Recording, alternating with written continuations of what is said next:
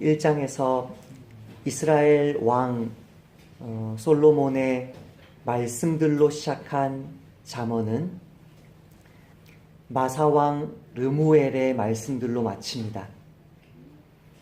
마사라는 말은 역시 지난 30장에서 보았던 것처럼 잠언이라 하는 그 말씀이 마사이기 때문에 종족의 이름으로 제가 읽은 것입니다.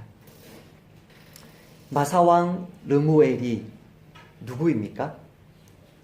마사 사람이라는 것 외에는 르무엘이 어떤 왕이었는지 알 길이 없습니다.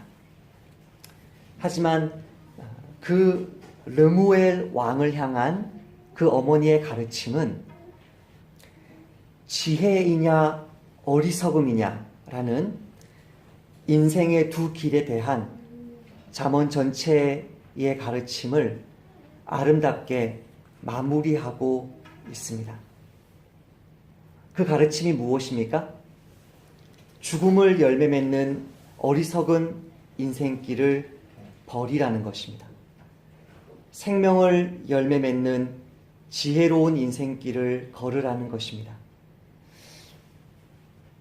이 엄마의 마음이 얼마나 간절했는지가 사실 2절에 드러납니다.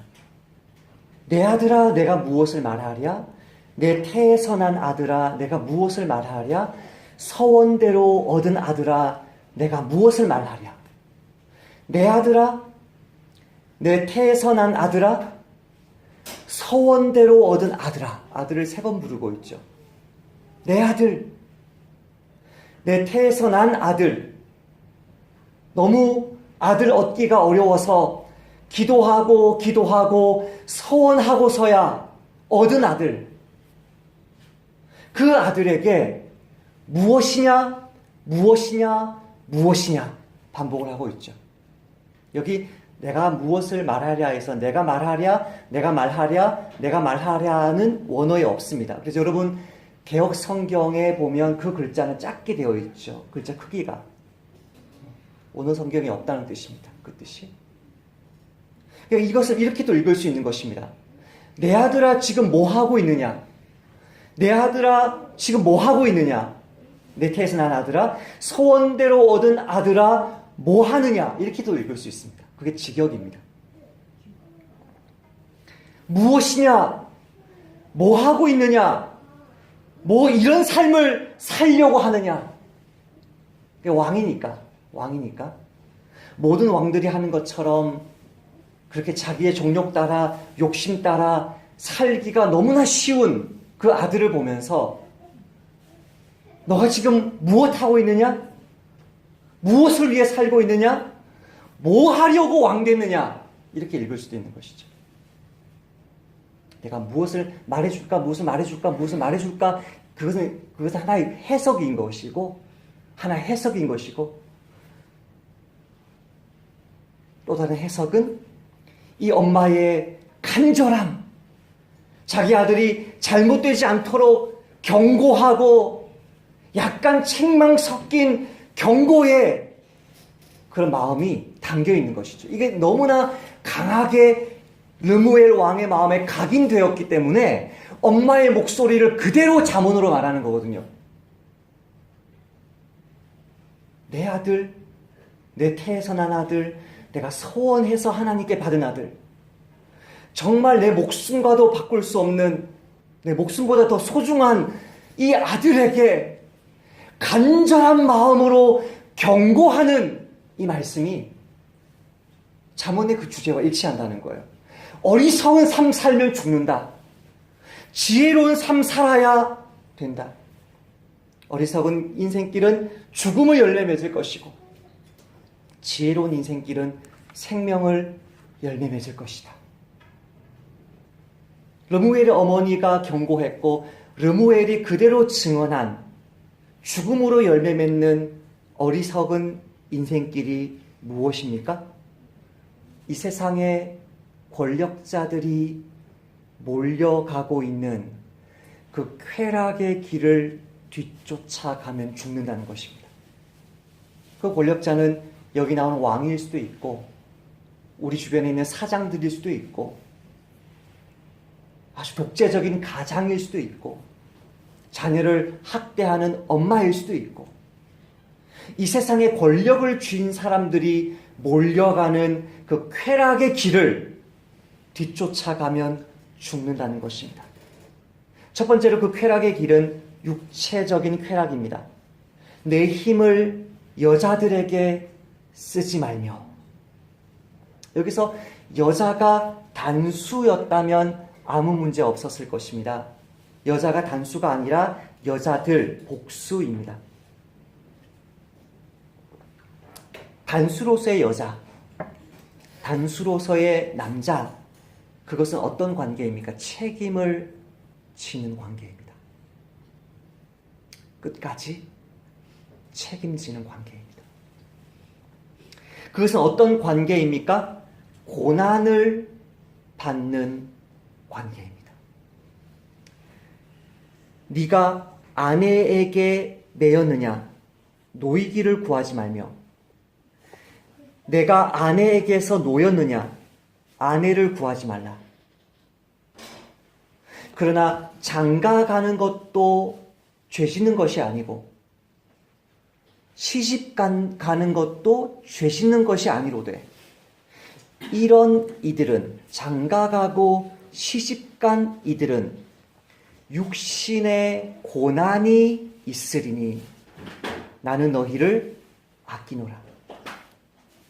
결혼관계, 싱글들은 결혼관계를 부러워하죠. 그러나 결혼관계는 정말 무거운 책임 가운데 있는 관계고요. 결혼관계는요, 고난을 주고받는 관계거든요. 여자 혹은 남자는 어떤 여자 혹은 남자? 고난받는 관계로서의 여자 혹은 남자. 책임지는 관계로서의 여자 혹은 남자는 여러 명일 수가 없어요. 복수일 수가 없어요. 그것이 불가능해요. 책임지는 관계로서의 여러 명을 둔다? 고난받는 관계로서의 여러 명을 둔다? 불가능하단 말이에요, 그거는. 한 사람과의 관계만으로도 이미 그 책임이 너무나 무겁고, 한 사람과의 관계만으로도 이미 그 육신의 고난이 너무나 크기 때문에 하나님이 명하신 결혼관계 안에서는 여자들일 수가 없고 남자들일 수가 없어요. 그것은 한마디로 재앙이에요, 재앙. 사도 바울은 한 사람과의 관계를 맺는 것만 아니라 너무 힘들기 때문에 결혼하는 거 조심해라. 노였느냐? 다시 매이지 마라. 그러나 수많은 이 땅의 권력자들이 왜 여러 여자들을 두는 것이죠? 왜 여러 남자들을 두는 것이죠? 결혼관계를 굳이 맺지 않았다 할지라도 여러 다양한 어떤 관계들을 통해서 많은 여자들을 즐기고 많은 남자들을 어떻게 즐기는 것이죠? 권력이 있기 때문이죠. 돈이 많기 때문이죠. 그 권력자이기 때문에, 돈이 많은 사람이기 때문에 쉽게 또 다른 남자 혹은 또 다른 여자를 소유하는 그 일에 너의 힘을 쓰지 마라. 너의 돈을 쓰지 마라. 너의 자리를 쓰지 마라. 왜곡되어 있는, 뒤틀려 있는, 더러운, 불가능한 그런 관계를 맺기 위해 자신의 힘을, 하나님이 이웃 섬기라고 주신 자신의 힘을, 하나님이 이웃 살리라고 허락하신 그 경제력을 소비하는 탐욕스러운 자칭 왕들이 이 땅에 얼마나 많습니까? 탐욕스러운 소인배들이 이 땅에 얼마나 많습니까? 그런 소인배들의 인생이 바로 남을 망치고 자기 인생까지 망쳐버리는 어리석은 삶이라는 것입니다. 두 번째로 무엇이 어리석은 삶입니까? 3절 하반절에 나오는 왕들을 멸망시키는 일. 이것은 육체적 쾌락이 아니라 사회적 쾌락이죠. 자기 힘을 자랑하는 것이죠. 남을 눌러서라도 자기를 높이는 것이죠. 작은 교회 공동체 안에서, 작은 회사 안에서, 심지어 세 사람, 네 사람 모여 사는 가정 안에서도 나의 힘을 드러내기 위해서 남을 짓누르는 것이죠. 이웃과 형제를 섬기라고 주셨는데, 하나 되라고 주셨는데, 하나님의 나라를 함께 세워가라고 주셨는데, 그들을 나의 경쟁자로 삼아서 그들의 실패를 나의 성공으로 여기고 끊임없이 험담하고 끊임없이 회방하고 끊임없이 도와주지 않고 잘했다 박수 쳐주지 않고 그렇게 정성스럽게 말씀 기도를 보냈는데 아멘 한마디 해주지 않고 격려해주지 않고 박수 쳐주지 않고 내가 왕이 되지 않으면, 내가 주도하지 않으면, 내가 주목받지 않으면 끊임없이 만족하지 못하는 삶, 그것이 사회적 쾌락인 것이죠. 내가 높아지지 않으면 도와주지 않는 거죠. 내가 왕이 되지 않으면 만족하지 않는 것이죠. 이 땅에 있는 모든 정치인들이 작게는 통반장부터 높게는 대통령까지 남을 멸망시켜야만, 여당은 야당을, 야당은 여당을 죽여야만 내가 잘 된다고 생각하는 그 어마어마한 사회적 쾌락에 너의 힘을 소진시키지 마라. 헛된 삶이다 그게.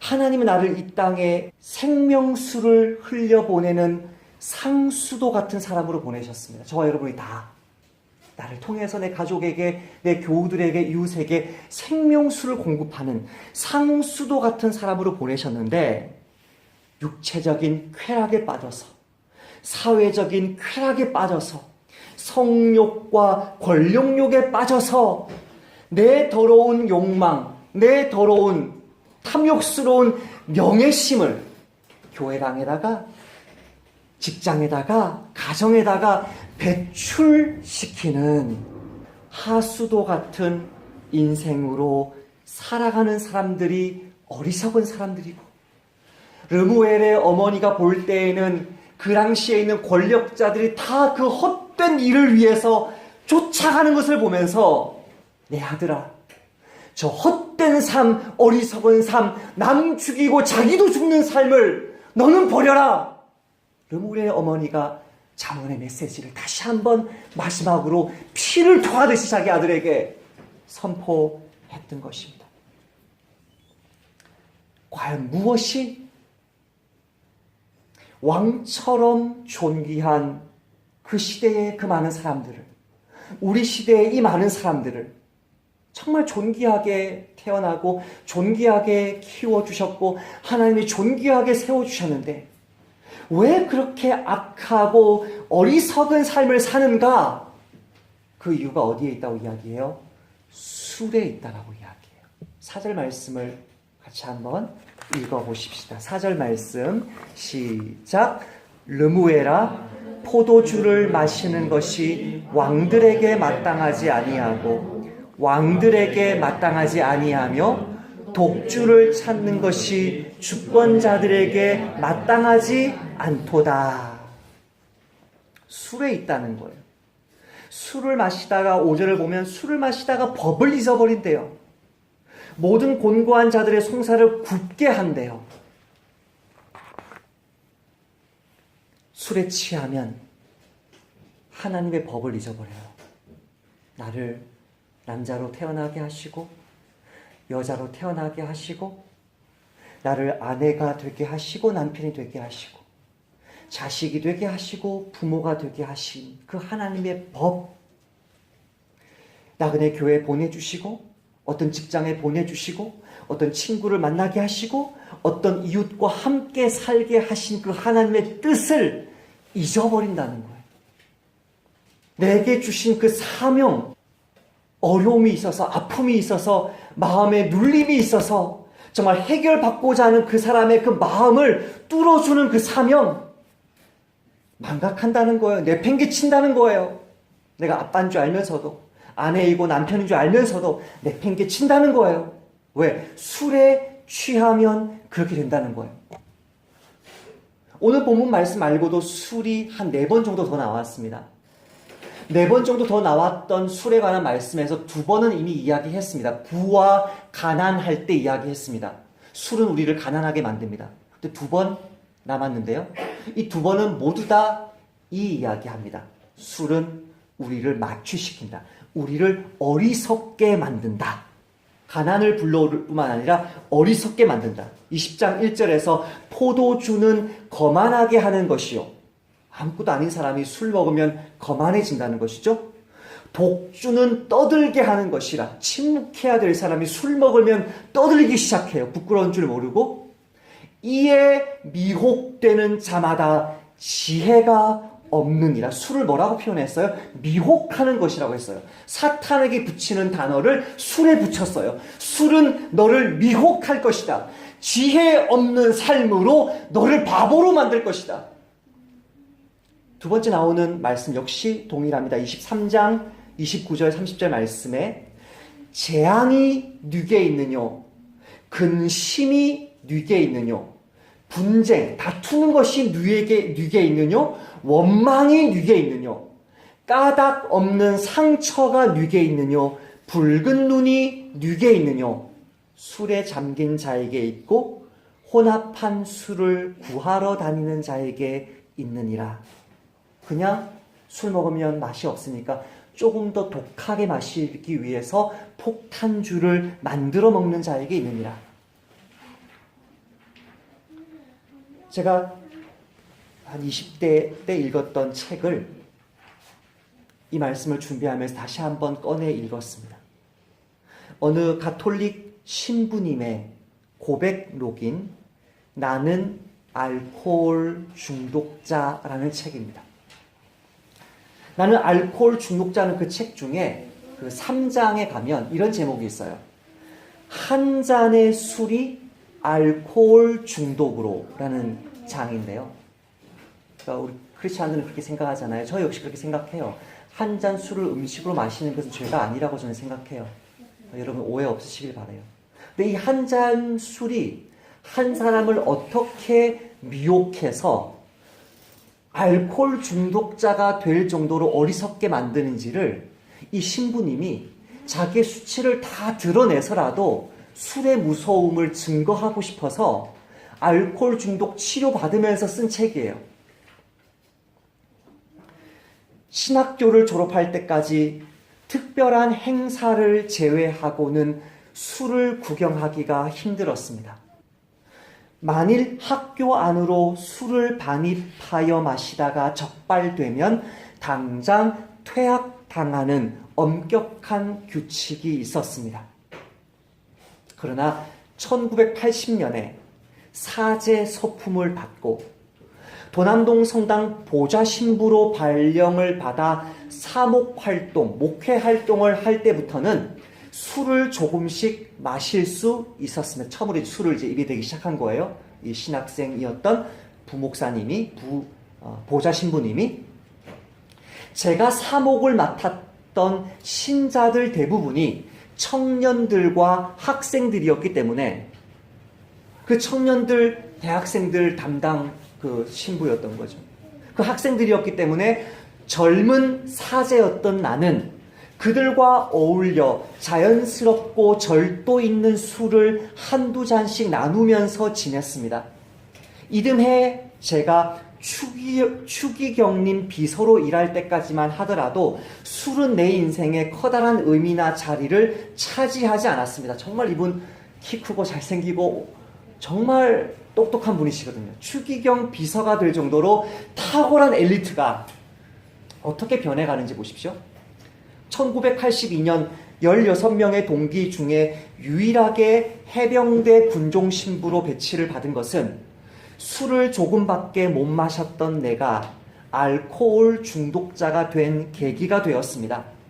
어떤 때는 3명이 소주 한 짝을 마셨던 적도 있었습니다.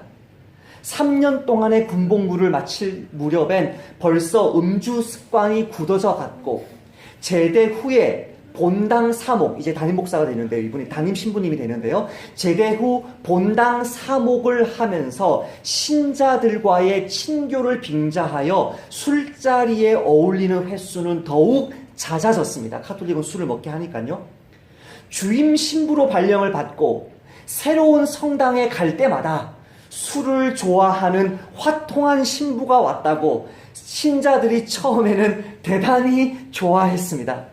뭔가 잘 통한다고 생각했던 것입니다.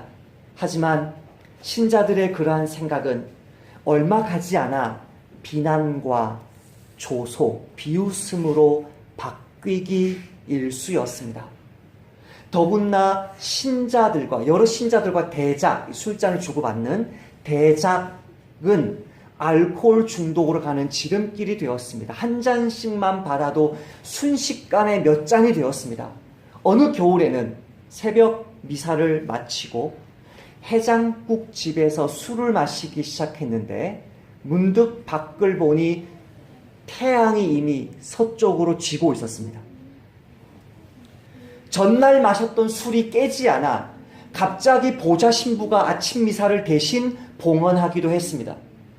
또한 전날 술을 얼마나 퍼마셨는지 기억이 나지 않는 날에는 황당한 소식을 접하기도 했습니다. 아침 늦게까지 술에 취해 자고 있는데 함께 마셨던 신자가 찾아와서 큰일 났다고 하는 것입니다. 전날 밤 술자석에서 말다툼 끝에 제가 신자와 치고받고 싸웠는데 저한테 맞은 그 신자가 지금 병원에 입원해 있다는 것이었습니다. 술 마시는 횟수를 거듭하는 동안 주벽은 점점 심해졌고 소리를 고래고래 지르고 굴에서 배운 욕설 퍼붓고 완전히 망나니가 되어갔습니다. 오늘 본문에도 나옵니다. 6, 7절에 술 자체는 악한 것이 아니다. 술 자체가 악하다면 마취제 자체가 악하겠죠. 사람이 몽롱해질 필요는 있어요. 너무 비참해질 때, 자살하고 싶을 때, 죽고 싶을 때 차라리 술 한 잔이라도 마셔서 그냥 자요. 물론 그렇게 6, 7절에 나오는 비참한 사람들이 결국은 어리석은 삶을 살다가 그렇게 비참한 상황에 떨어졌다는 것을 암시합니다. 잠언은. 그러므로 무조건 너 힘드냐 술 마셔라 그 말이 아닙니다. 오히려 성경 속에서 술에 대한 긍정적인 모습이 나오는 것은 구약이든 신약이든 너무나 기분 좋을 때 부부가 신혼여행 가서 파티할 때 포도주 한 잔씩 나누는 거 너무나 기쁨의 표현으로 술을 나오죠. 힘들다고 술 마시고 기쁘다고 술 취하도록 마시는 것은 성경이 허락하지 않아요. 술 자체가 6절, 7절 나오는 것처럼 술 자체가 악한 것이 아니지만 그 술을 가볍게 여기고 한 잔, 두 잔 마시게 되면 그 술이 우리의 지혜를 빼앗아버리고 망나니와 같은 삶으로 너를 무너뜨릴 것이다. 저는 크리스찬들 중에서 술 때문에 망나니가 된 사람들은 많이 보지 못했지만 아마도 한국 개신교 안에 술에 대해서 굉장히 부정적인 것 때문에 그렇겠죠. 그러나 저는 사업에 미쳐서 운동에 미쳐서 오락에 미쳐서 음식에 미쳐서 그 자체로는 결코 악한 것이 아닌데 그것에 마취되고 중독되고 미혹되는 자마다 지혜가 없는 것이다. 그럼 어떻게 살아야 됩니까? 생명을 살리는 지혜로운 삶을 살아야 합니다. 생명을 살리는 지혜로운 삶이 무엇일까요? 한마디로 말하면 그것은 하나님의 일을 대리하는 것입니다. 8절 9절 같이 한번 읽어보십시다. 시작. 너는 말 못하는 자와 모든 고독한 자의 송사를 위하여 입을 열지니라. 너는 입을 열어 공의로 재판하여 곤고한 자와 궁핍한 자를 신원할지니라. 아멘. 구약시대에 나오는 모든 왕들에 대한 율법을 생각해 보십시오. 하나님이 왕에 대한 율법을 말씀하실 때마다 하나님이 행사하셔야 되는 말 못하는 자와 고독한 자를 위해서 송사하는 것, 그들을 위해서 입을 여는 것, 공의로 재판하는 것, 곤고한 자와 궁핍한 자를 신원하시는 그 일, 하나님이 하시는 그 일을 대신하라고 이스라엘의 사사를 세우시고 이스라엘의 왕을 세우시고 한 가정에, 교회에, 직장에, 여러분의 친구 관계 속에서 저와 여러분을 왕같은 제사장으로 세우십니다. 이 우주의 진짜 권력자, 유일한 왕이심에도 철저히 이 땅의 낮은 자들을 섬겨주셨던 그 하나님의 일을 너의 가정에서, 직장에서, 교회에서 대리하라는 것입니다. 십자가에 달리시기까지 하나님께 철저하게 복종하셨던 그 예수님의 길을 뒤쫓아 가라는 것입니다. 그런즉 너희가 어떻게 행할지를 자세히 주의하여 지혜 없는 자 같이 하지 말고 오직 지혜 있는 자 같이 하여 세월을 아끼라. 때가 악하니라. 그러므로 어리석은 자가 되지 말고 오직 주의 뜻이 무엇인가 이해하라. 술 취하지 말라. 이는 방탕한 것이니 오직 성령으로 충만함을 받으라. 지혜 없는 자 같이 하지 말고 어리석은 자가 되지 말고 술 취하지 말라. 같은 하나의 이야기죠. 지혜 없는 자, 어리석은 자는 술 취한 자이죠. 지혜 있는 자같이 행하라. 오직 주의 뜻이 무엇인지 이해하라. 성령으로 충만함을 받으라. 하나님의 지혜로 충만해지고 주의 뜻이 무엇인지 아는 것으로 충만해지고 성령으로 충만해져서 이 악한 시대에 세월을 아껴서 하나님이 나에게 허락해 주신 그 사명, 도망치고 싶어도 내려놓고 싶어도 포기하고 그만두고 싶어도 하나님이 저와 여러분에게 허락하신 그 사명, 아무리 핍박이 많을지라도 낙심되는 일이 많을지라도 묵묵히 끝까지 완수해내시는 저와 여러분 되시기를 지난 40주 가운데 자문을 통해서 우리에게 거듭거듭 지혜의 길을 권면하신 주님의 이름으로 부탁드립니다.